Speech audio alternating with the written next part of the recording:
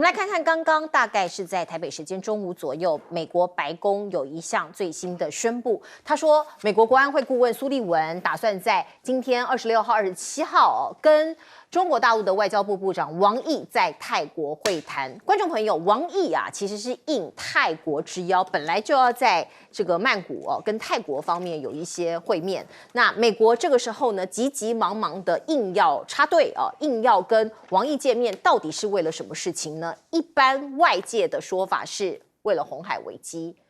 因为美国如果有求于中国有一些事情想要中国出面帮忙的话其实都会用很着急的态势，包括过去曾经去年的时候，叶伦就特地飞到瑞士跟刘鹤进行会谈，那个时候也是为了一些这个包括美债的事情那红海危机现在因为已经蔓延了嘛，美国人自己要处理或是西方世界处理，看起来有一点点使不上力所以呢，包括处理也门这个叛军青年运动这一块，是不是要请中国出马来跟伊朗施压或是协商，再请伊朗去跟青年运动，也就是胡塞组织这些人来做一些协调呢？我们看到，包括在红海来往的船只，现在持续被攻击，很多是商船所以这一块我们看到西方世界，尤其是美国是急于想处理的，对中国大陆也是有求有事情相求。而另外我们看到美中两大强权的各式各样的一个包括竞逐也好竞争也罢在方方面面上，尤其在南太平洋地区的争霸赛。我们先来看看这个画面，这是美军基地遇袭这个袭不是被武力攻击而是我们看到滔天巨浪这个浪就从这个马绍尔群岛的其中一个小岛来席卷了美军在这个地方的一个基地。我们看到这个小岛已经1/3淹没在海水当中了。这个岛叫做瓜加林环礁美军基地。你看到原本它的大门是紧闭的那一个大浪卷进来，在门口的2个人也应声倒地，而整个大门完全被大浪给冲毁。滚滚的黄水其实这是海水全部就冲进了美军基地的这个相关的设施里面了。我们看到当地有120人派驻，有美国派驻的美军，其中有80个人已经紧急撤离了。我们刚刚讲到南太平洋的争霸战，因为这个地方的地缘关系非常的重要您看到的这些星罗棋布的小岛，黄色的代表是美国在控制的，跟美国比较交好的，而我们画起来的红色区域部分，红点点的部分是由中国大陆控制包括您看到的吉里巴斯、诺鲁、所罗门群岛、万纳杜、斐济、东加，还有纽埃岛以及拉罗汤加岛，这些岛有一些国家其实过去是中华民国的邦交国，包括诺鲁刚刚跟我们断交，基里巴斯过去也是我们的，所罗门群岛也是我们的邦交国，现在被中国大陆拿走了。这个地区的争霸赛现在争霸战正在热战当中所以这个邦交国一下子断交，一下子复交，大概就是美国跟中国的势力正在这个地方碰撞。而另外我们看到包括所罗门群岛为何转身拥抱北京呢？也有这样的分析。日经亚洲就说，总理苏加瓦瑞这个觉得美国看不起我们小国我们这么小，他看不起我们。过去我们在这里，我们对美国人也很好美国给我们的援助呢越来越少，所以你可以看到呢，像这样的势力消长其实小国他自己会有他自己的盘算跟他自己的计划。我们看到中国大陆在巴纽已经新建了军医院，而且未来也计划在吉里巴斯重建美军本来已经废弃的飞机跑道。所以中国大陆在南太平洋动作很大，动作频频，美军有紧张了吗？因为美国在南海的岛链也加强抗中必须做一些反制或是一些围堵，包括菲律宾也计划在南海建设前哨基地。中国大陆的国防部坚决反对，也要反制他说，如果你菲方一意孤行的话，中国大陆必将给予坚决的反制。如何反制就是 wait and see 慢慢看。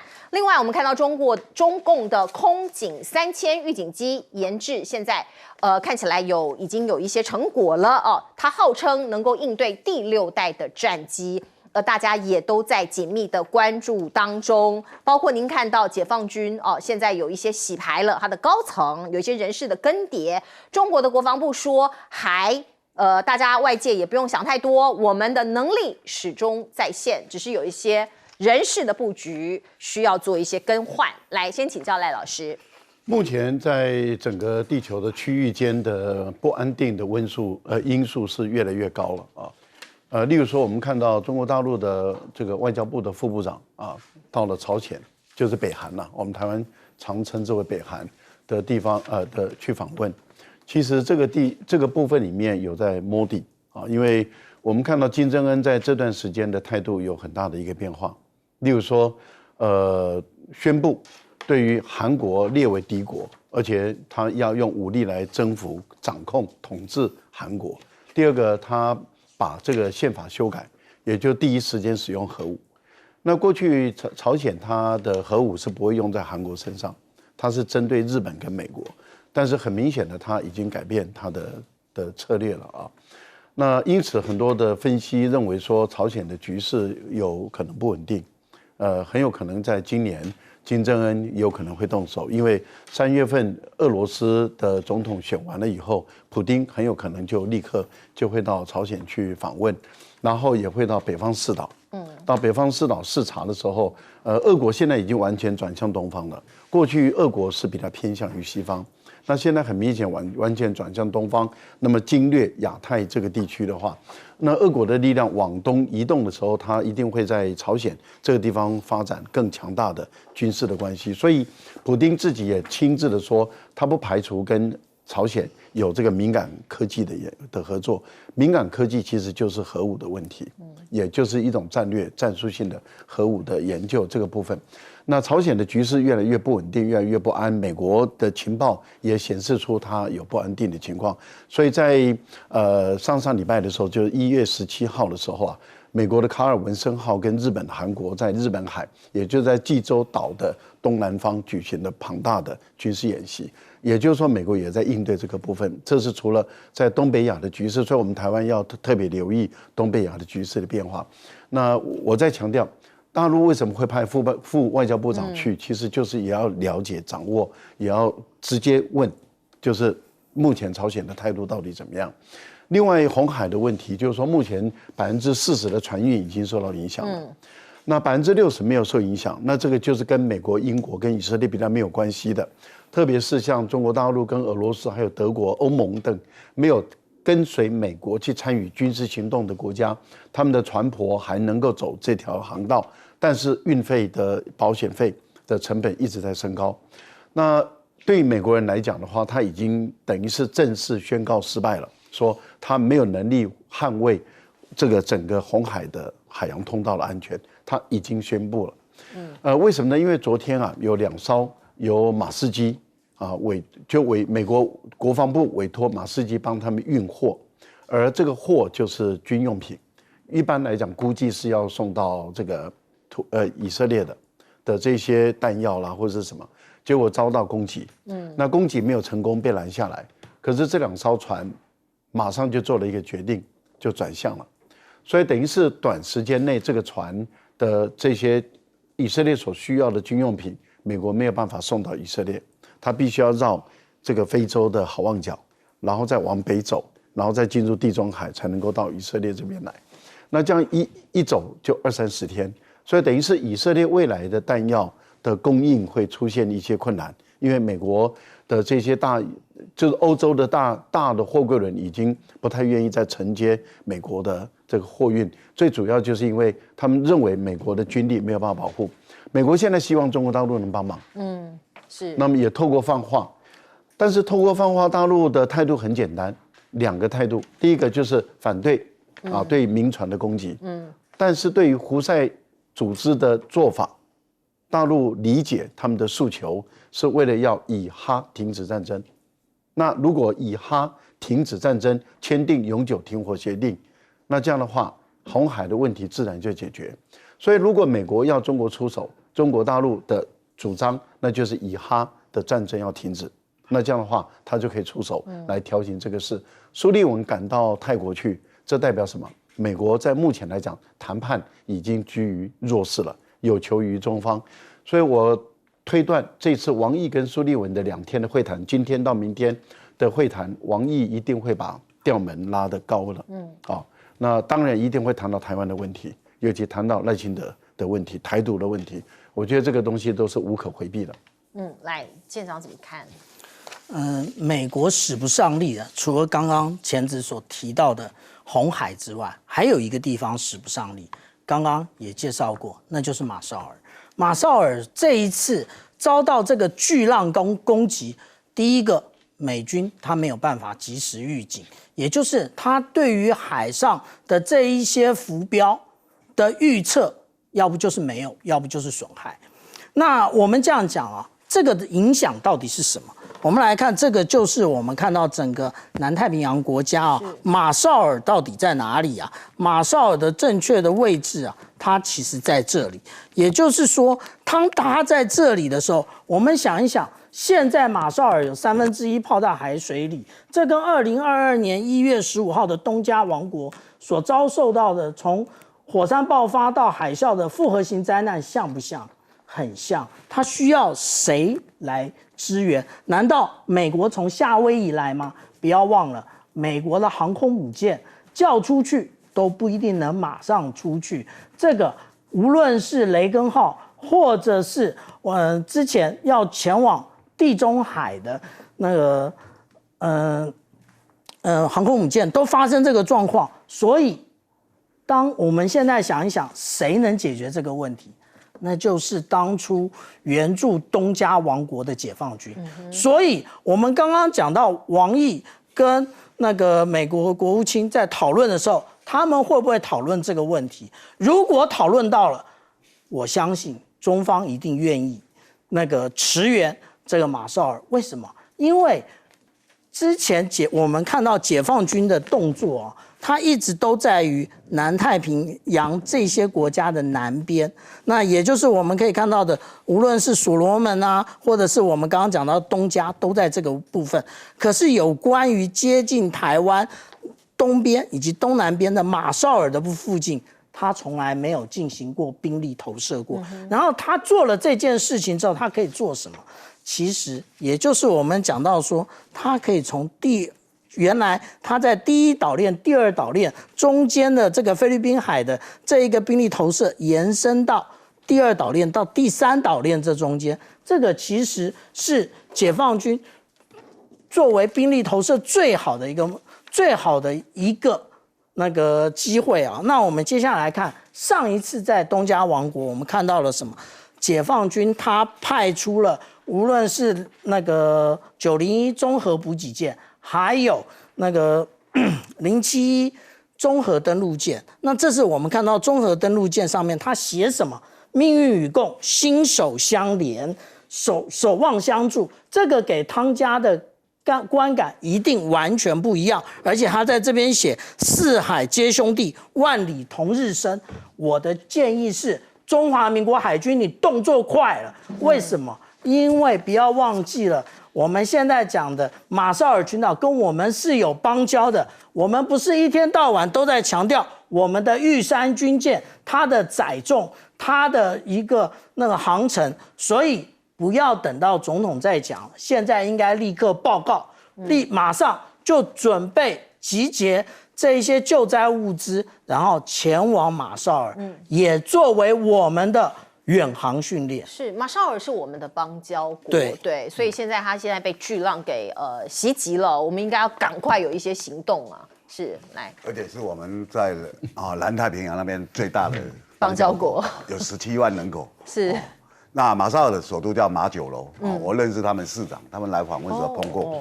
其实人是蛮亲切的。是。我们在南太平洋只有3个邦交国，一个就是帛琉嘛。对。诺鲁已经断交了，所以我们现在还剩一个土瓦鲁在这1万1的人口。对。那其实本来周遭这些国家几乎都是跟我们邦交国，比如说诺鲁之外，所罗门也是，万纳杜也是，东加也是，那吉里巴斯也是，那这些10年前大概都是跟我们的邦交国。为什么？因为中国大陆开始施展很多力量，然后就慢慢的就归到中国大陆了。简单讲就是一个这样的国际情势了。那当然了，你如果再看下去的话，可能最后只剩帛琉了。好，帛琉比较听美国的，我讲这实在话。但是因为现在世界局势不一样，今年最重要要关注的就是因为今年是美国总统在选举。对，总统选举，拜登要寻求连任，那行政权在他手上，他会做哪一些步骤？第一个，跟中国大陆不要再剑拔弩张。好，表示我有能耐去解决世界的纷争，对不对？我有这样的能耐的话，那这个对选票来讲，好比较好。那如果是川普虽然很多人不一定满意拜登，但是认为说川普的不确定性太高了，好，所以对美国来讲，很多中产阶级他们的党派不那么明显他们觉得应该是排挤川普。你看川普跟拜登在选的时候。演艺圈很多人都出来挺拜登，他们不是认为拜登好，而是川普实在太好战了，而且太反反复复了对美国来讲，你也没有一个大哥的样子那邦交国大家也不太喜欢他会有这样。那现在拜登所要展示的，我能够和中是马英九很重要的一个政策拜登现在也学到了，那所以他现在7亿逢迎中国大陆。为什么？因为现在世界上有这2场战争，俄乌绝对搞不定可是以色列你也搞不定，你在当什么美国啊？以色列搞不定那为什么？因为巴勒斯坦认为说我们就要建国以色列不同意美国说他同意，那你意见就不合嘛。如果再这样的话，那我们整个红海不平安全世界有谁有办法让红海停火只有摩西是不是？分开，对不对？它可以让红海分开。对。可是红海这么不平静，一个澳门的叛军你们都搞不定，美国是一直打他，你知道吗？对。可是人家毕竟是游击队，他们也能够骁勇善战那你如果船只经过这里，我们在陆地上要打你是太容易了，因为你没得闪躲嘛。所以大家知道他们这些人他们怎么想？他们公开讲。中国大陆跟俄国的船尽量够没关系，我们不会打你。那其他国家就忐忑，所以那个保卫就高了。那今天美国就要求说中国大陆你去约束，因为这些青年运动这些人他们是听伊朗的，你跟伊朗最好，就好像他们那种俄乌战争一直要中国去跟俄罗斯施压。但是中国大陆不会做这种事情的美国搞错了啦。是，到目前为止，其实中国大陆有接到讯息，可是他们并没有回应那此刻在泰国，我们看到苏立文正在跟王毅会谈。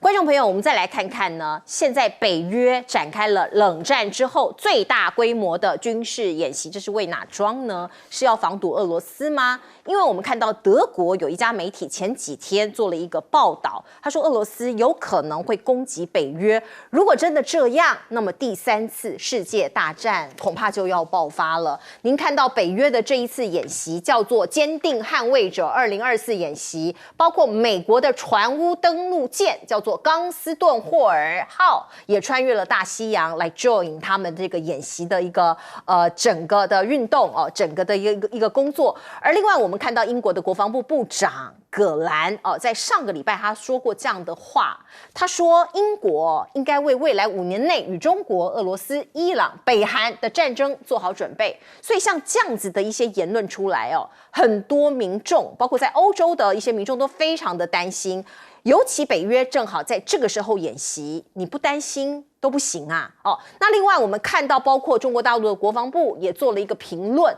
他说北约你就是会走路的战争机器过去你班班可考，有很多的这个状况都在为战争来做一些准备或做一些事项就是一个战争机器。而另外呢，区域冲突到处都有，美军紧盯中国。我们看到五角大厦的发言人他就说，尽管目前从欧洲到中东有很多地方有冲突有动荡，可是美军我们没有因此调动印太资源，没有分散对中国挑战的关注，意思是我有在看着中国，中国有什么轻举妄动都在我的掌握当中。而另外，你看到呢，美国的前特工他接受媒体的访问，他讲出了一番话，很多人觉得蛮惊讶的。他说，在美国开车到处都可以看到电话线，可是中国没有哦。他的意思是说，中国现在真正成长为世界强国，可是他跳过了一个阶段，就是过去我们小时候家里有很多的固定电话，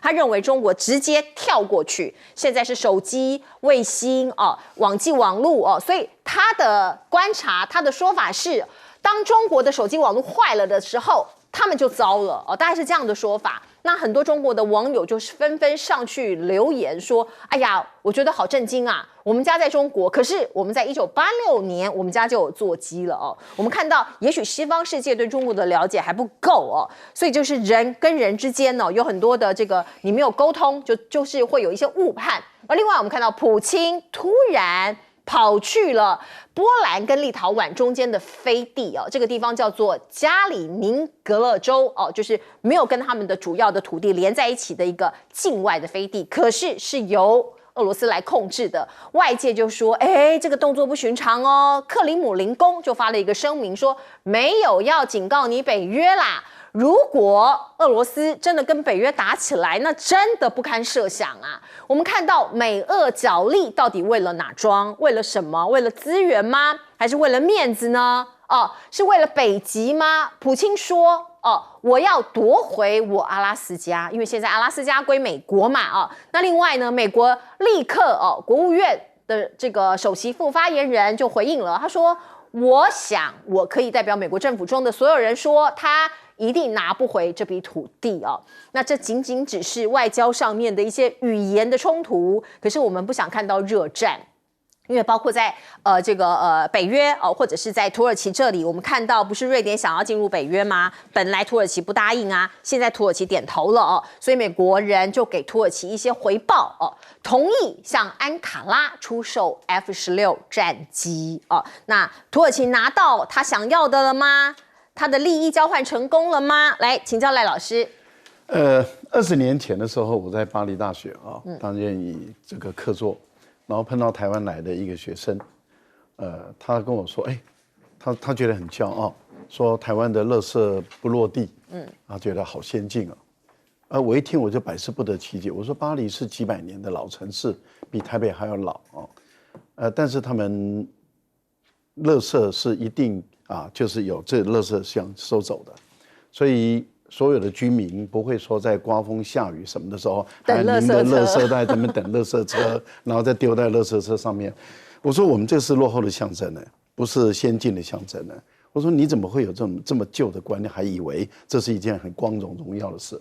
同样的道理，我们都知道现代化的城市是把所有的管线都地下化，而不是拉在外面。而这位美国的前情报员以为管线拉在外面，电线啊、电话线拉在那个电线杆上，那才代表先进。你会觉得，所以他看不到电线杆，也看不到电线。是因为现代化的城市一定是往地下化走。这个代表什么？代表你看这些情报员呢，已经落后到这么旧的思想，坦白说跟不上现代化城市。这代表美国的城市的现代化出了很大的问题。也就是说，美国只有几个比较大的城市，它都走地下化，那就代表美国很多的乡镇、很多的城市，它还在走露天的。像我们在台北，你还到处看到那个天空上密密麻麻的电线，这个就是落后城市的象征。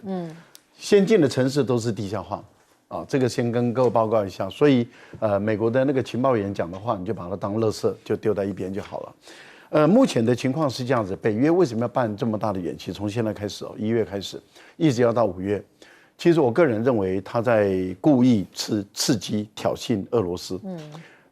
德国的国防部长说，我们预判6到8年内，俄罗斯会对北约的国家进攻。我们百思不得其解，为什么？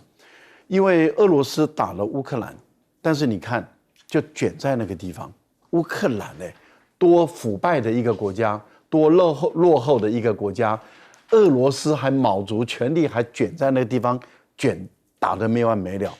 北大西洋公约组织那是一个多现代化、多先进，武器装备都能够自己生产。航母战斗群，法国就2个，英国也有，然后那个美国10几个。你俄国怎么可能不用核武的能力，用常规武器去打北约？所以你就可以知道，北约是故意制造的，他故意要制造这种恐惧俄罗斯，目的是要北约的国家为乌克兰买单。哦，原来如此，他是故意制造的。是，来，我们进一下广告。我就想。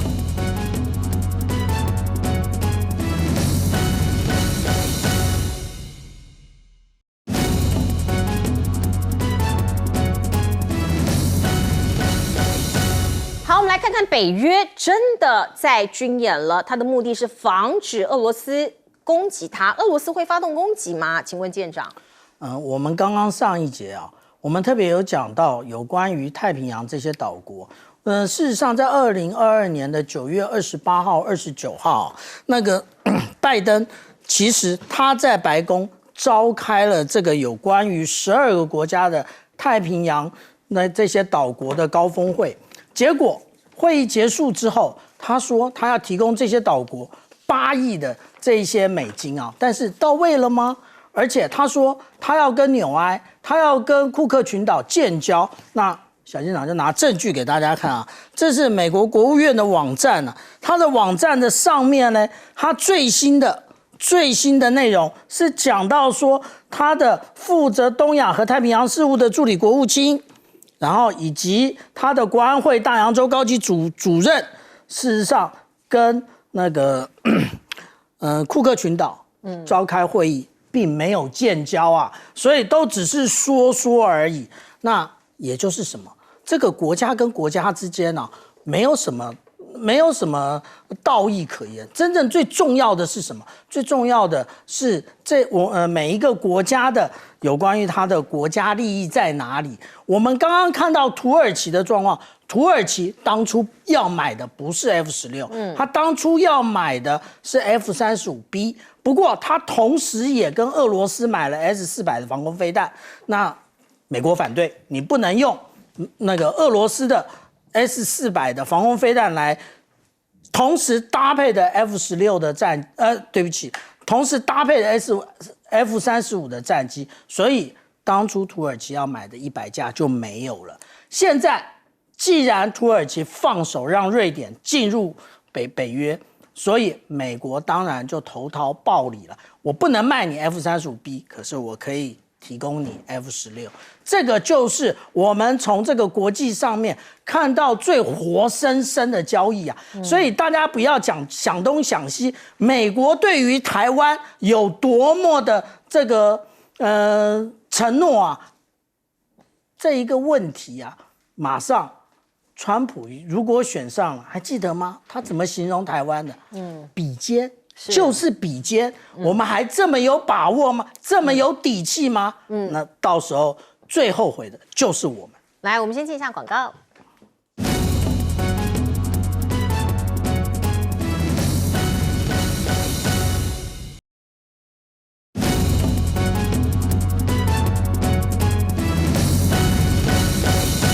好，接下来时间交给董哥。我们可以看到最近一过完年的时候，美国的福斯新闻网他就引据德国的画报，他说明年的5月，俄罗斯会发动第3次世界大战。然后那这个引据的是什么呢？引据的是德国的国防部，不是普通人呢，德国的也很先进啊，所以他们上面有写时程。那大家看了就很紧张啊，那你刚刚讲的那些话题其实跟这个都有关。那但是可不可能呢？一般来讲，用常识来讲，大概机会不太大。因为他光一个乌克兰，他已经陷入这个泥淖了。除非他开始用核武下去打。那我们知道，普丁还要寻求连任呢。他连任以后，如果继续照他们新修的想法，他可以当到2030年。所以各位朋友要用这个来想的话，有时候受选举影响的话，我觉得普丁应该不会吧。好，欢迎您回到新闻大白话的节目现场，我是钱子，介绍这1个小时的来宾。首先是资深媒体人董志森，大家好，以及国际政治专家赖岳谦，主持人好，观众朋友大家好。另外是前海军舰长吕礼诗，钱子好，各位观众大家好。好，观众朋友，我们来看看游锡堃为了要连任，或者是想要争夺立法院龙头的宝座，他这2天频频上媒体接受专访。就在今天早上，他上了媒体人周玉蔻的专访，两个人一言不合，在节目里头针锋相对。我们来听听看。如果有院长没有选上院长，他辞得了的话，那王义川可以当这个不分区委员。OK， 这个跟事实之间有差距。知道那个我没有，不是我提出这个问题是民间有人这样讲，所以那个是错误的。OK， 所以你以讹传讹。没有，我还没有讲完。以讹传讹，你不要生气呀。我没有以讹传讹，院长，我跟你先讲，我问你这个问题，你那么生气干嘛？所以你恼羞成怒。我只是希望你不要以我没有以讹传讹。讹传讹，那个什么叫以讹传讹？因为讨论被认为你恼羞成。好，你看到这两位资深的前辈在这个节目里头，两个人不断的你来我往、以讹传讹这4个字啊，游锡堃就足足讲了70次。70次啊！不断的这样一来一往，一来一往。周玉蔻在他的脸书上还抛出了这一只鹅那周玉蔻看起来蛮生气的那另外呢，两个人其实都在针对龙头，也就是立法院的院长这件事情的选举，发生在2月1号即将发生这件事情，在讨论嘛。我们看到传出来赖强传赖强总召都在争韩国瑜支持这个回到国民党这个部分，傅崐萁本来想要争立法院副院长的位置，那现在传出来他要强总召可是一个人的支持非常重要，就是韩国瑜这个我们看到傅崐萁自己说，从头到尾本来是他自己打算生涯规划是要选院长，后来退而求其次，争取副院长，副院长也不可得，于是呢只好把志愿填成总召的位置那他认为韩国瑜也是支持他，而且他跟韩国瑜的沟通都是顺畅的，都是通畅的。傅崐萁他发下了宏愿，他说如果让他来当国民党的立院总召的话，他已经备妥这个弹药，他已经备妥粮草包括这个飞弹他都已经备妥了，会强力监督，打第一棒，跟韩国瑜联手压制民进党。他说飞弹导弹我都备妥了，整个民进党都是聊斋，意思是什么？都是鬼我要把他们打得落花流水。而另外我们看到这一篇幕后报道来自于风传媒，里头洋洋洒洒一大篇，大概讲说开票11月13号那一天，当所有的国民党的大头都聚集在侯友宜的竞选总部看开票，那个时候呢，就看到韩国瑜跟朱立伦默默的在咬耳朵，讲的可能就是立法院龙头之争，因为看到大势已去了嘛。我们来看看这边写的，朱韩两个人针对院长一直有共识，可是副院长呢，朱韩没有讨论，真正确定韩江配也是由韩国瑜确认，然后韩国瑜在发脸书前才告诉朱立伦这个是大概是幕后的决策只是我们看到中间杀出傅崐萁这个程咬金这个大家都大吃一惊本来说要参选到底，结果最后傅崐萁突然在22号的会议结束之后宣布支持韩江配这样的举动也让大家大吃一惊中间有很多的峰回路转啦等一下我们也请现场来宾来跟我们剖析一下。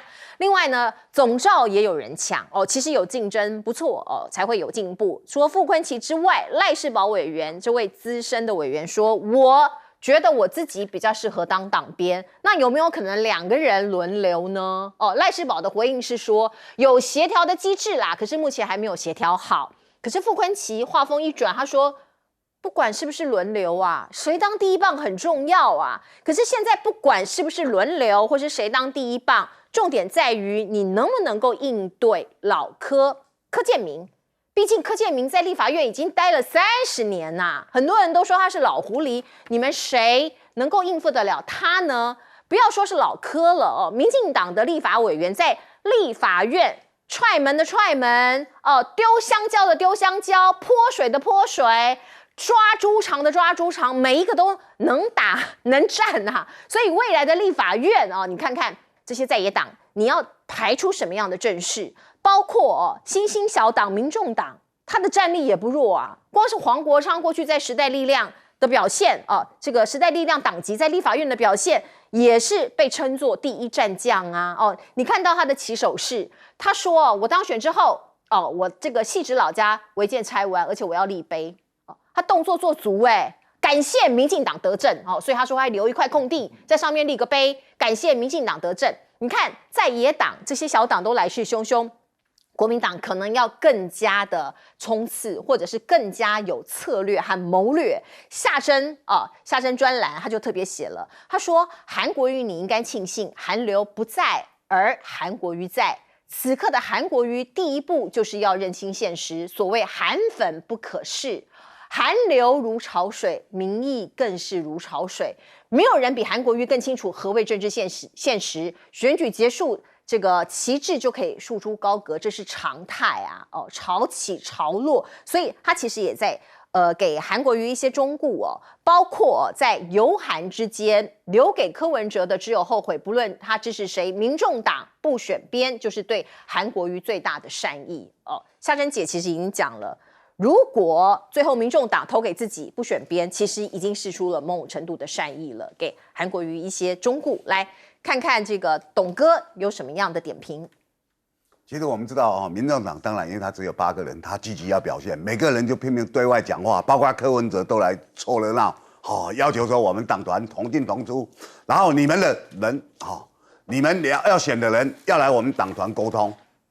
其实也有风险啦。如果国民党跟民党讲好说，未来4年我们民众党任何事情我们两边都不要跟他接触，这个民众党就等于零席呀，没有作用。有时候动作太大会这样。但是各位朋友你要看他这次当然是尔虞我诈我先讲游锡堃这一部分游锡堃为什么那么生气，你知道吗？他为什么讲以讹传讹？游锡堃排第6，那大家知道排第13的是王正旭，他是一个医疗协会的理事长，排14的是排14的是王一川，排15的是陈培仪，我把它写出来，这样大家比较看得懂。那游锡堃第6当然有，因为民进党有13席嘛。那可是13席，为什么王正旭没有进去？因为女性要够半数，对，所以王一川也是蓝，王正旭也是蓝，所以他们的第13席是陈培仪，现任的不分区立委。是，他是女性。那如果游锡堃辞掉的话，是王正旭，是王正旭递补进去，是不是王一川？所以简单讲，那王一川是游锡堃的子弟兵，他们正国会，所以你现在他认为说你周一蔻你在诓我，要我辞职，结果让的是王正旭，不是王一川啊，对不对？所以他说你以讹传讹，你明明知道，他生气在这里了那这个讲了大家就很清楚。那我讲其实立法院长游锡堃的机会不小了大家讲说一定韩国瑜啊，那如果他们跟民众党是合作的话，因为民众党的支持者还是比较利啊。他如果是跟他合作的话，那当然他们加起来就59席啊，国民党加起来只有54席，还是输嘛。所以我觉得我自己的观察就觉得，现在民众党跟民进党所有人讲的东西都是在放话，放话其实就是要混淆，让你没有防备。那现在大家觉得游锡堃没有希望了，民众党可能应该自己投自己。但是其实最好的方式对民众党来讲，因为民众党选前就说要挺韩国瑜，选后态度又不一样，那他的没有诚信已经烙上了一个印，大家都认为民众党就从来不讲信用的。那我觉得这是一个机会啦，这机会怎么样？他们院长票应该投给韩国瑜，就说我们选前就承诺我们投给他，那为什么要投给韩国瑜？因为你如果投给自己，第2轮韩国瑜还是会当选嘛。所以这个叫顺水人情。你如果投给民进党，民进党就是个新潮流在执政的一个党啊。原来你们又一选完马上靠过去，这个就很难看啊，对不对？就会这样。那对民众来讲，民众党认为说，那我干脆院长跟副长我都投自己。那对不起，当选的当然就是国民党的韩江配啊。那你就没有人情了。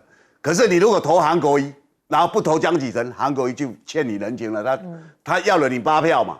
我觉得这是在政治上比较操作的，可是因为柯文哲，他常常有惊人之语他今天要求说，你们要我这8票，你们到我们党团来，那如果这2个党都不理你呢，我们各投各的，我们干嘛被他要挟，对不对？而且柯文哲讲话也不算话他当场答应你，他到时候又会怎么样交换不知道，因为这一项就是柯文哲啦。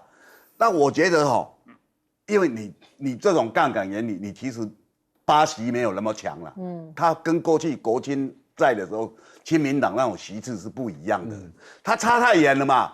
他8席连立法院1/10都没有，然后凭什么一直在讲大话？所以，因为现在很多政党都很谨慎的时候，这些人就拼命讲话，黄国昌就出来讲，好像自己都厉害。黄国昌，你提了那4个，其实最主要就是要立法委员要扣钱嘛。我权力要很大，我要有调查权，你要当检察官嘛。讲白了，对，我要有人事审议权，你们要用的那些部长、次长要我同意。是，他现在要这样要扣章嘛？那这扣章当然对民进党来讲他是不好。我执政，我还用谁都还要你同意，这个不是很麻烦吗？所以民进党一定是阻止，所以将来在立法院一定是很多法案在。那民进党现在为什么不愿意去跟黄国昌接触？因为就是这个人事权，我怎么可能同意你？变成是你在执政嘛？你是立法是民意机关的，怎么变成是执政？这个就乱了套，所以他们不愿意。那不愿意，黄国昌现在他有一些骑虎难下，我觉得是这样。那国民党在野党当然愿意跟他4出3议，所以他觉得国民党会来找我。那其实也未必这样，因为国民党将来会执政了。你执政以后，你人事权要交给立法院吗？不可能嘛。所以这个其实是一个政治的长治久安，是不能这样玩的。那我觉得黄国昌玩得很开心。我只质疑他一句了。你也当过立委，4年前你为什么不提出来？对。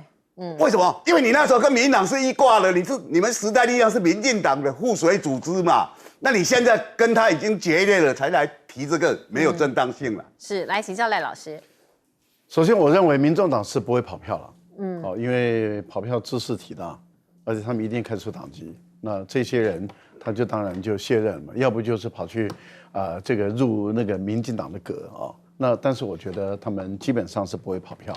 但是你说要民众党去支持绿营的，这个等于是民众党自己把自己做小了，他以后变成绿营的小跟班、小老弟啊。所以我个人是觉得说，民众党基本上来讲不会去支持绿营的。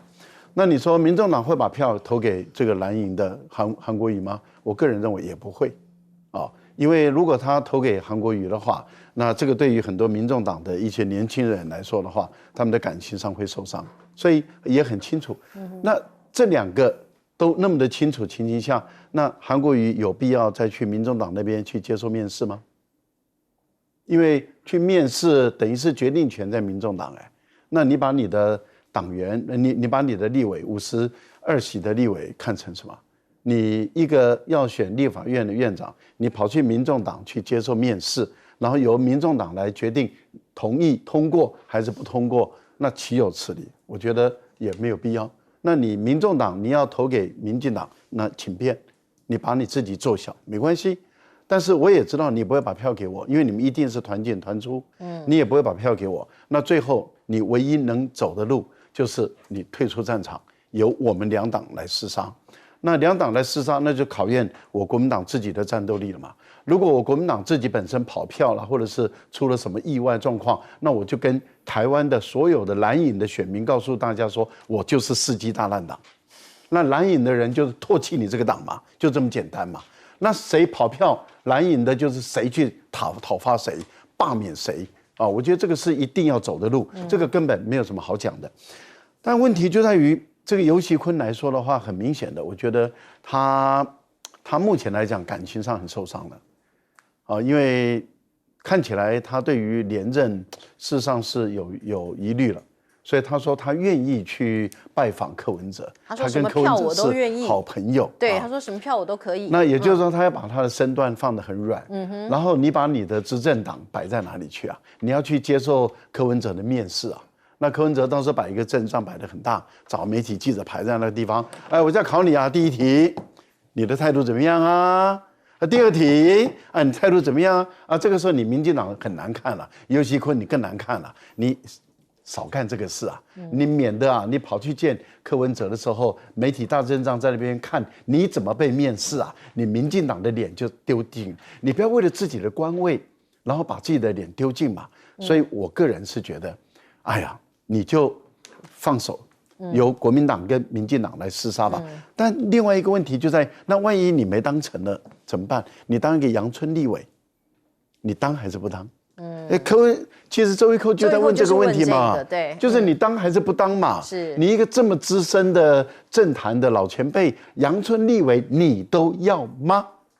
要不要给新秀上来有机会试试身手啊？哎，这个时候你看游锡堃就恼羞成怒了，生气了，生气了，那就代表什么？他还是恋战。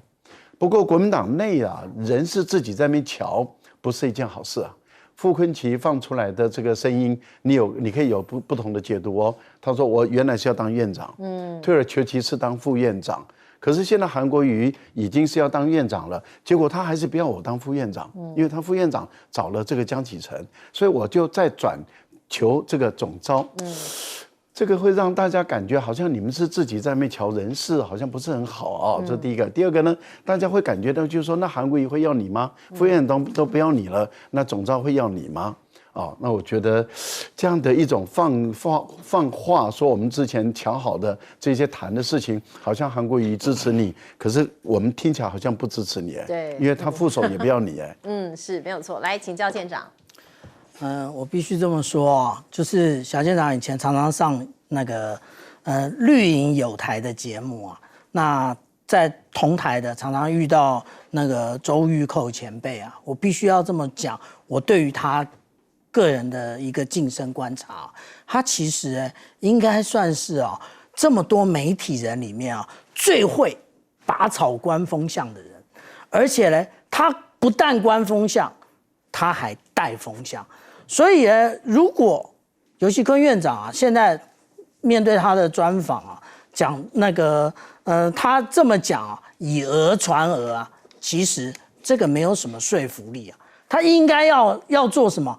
绝对的就是说我怎么样当好我的院长，不要一直讲以讹传讹，因为周玉蔻绝对不是那个无的放矢的。那另外有关于这个声量的部分因为我们坦白的说那个夏珍他其实以前是那个中国时报体系的，他写这些社论是掷地有声的他这样的提醒韩国瑜那事实上是有它的必要性。为什么这么说呢？